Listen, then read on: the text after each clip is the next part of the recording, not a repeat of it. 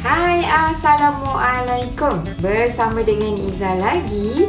Okey, kali ni Izzah nak kongsi untuk you all yang mana yang tengah mencari idea nak letak sudu ataupun sendok ataupun apa-apa sahaja yang tools dekat dalam dapur kan untuk memasak.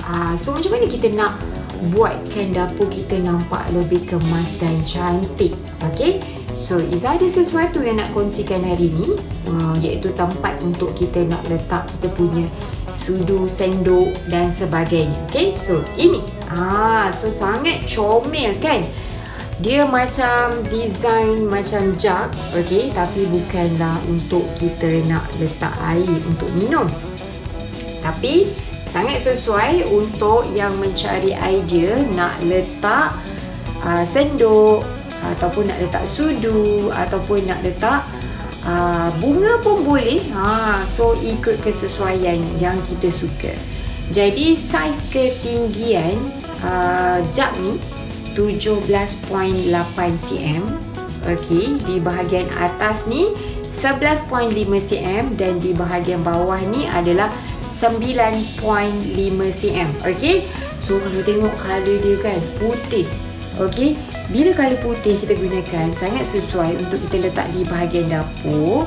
Walaupun kita nak letak bunga, contohnya kan, kita nak letak bunga yang color dia apa-apa sahaja color, sebab pasu ni ataupun jug ni kan berwarna putih. Jadi kalau kita nak letak bunga yang berwarna merah ke biru ke, ataupun kita nak letak yang versi daun yang berwarna hijau pun sangat sesuai. Color dia akan naik sebab jug ni sendiri dah berwarna putih.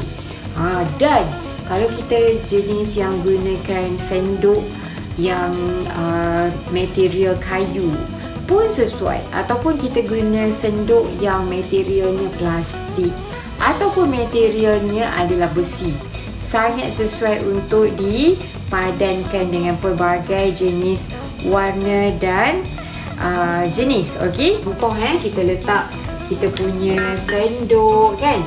Okey, lepas tu kita letak je dekat sudut bahagian dapur kita.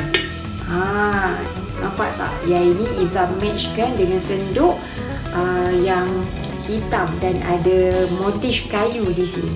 Okey, so boleh letak di bahagian sudut dapur jadi kemas, cantik. Kalau kita tak nak letak sendok-sendok ni, kita letaklah bunga-bunga. Okey, bunga hidup boleh, artificial punya bunga pun boleh. Okey, so alright, jumpa lagi. Assalamualaikum, bye.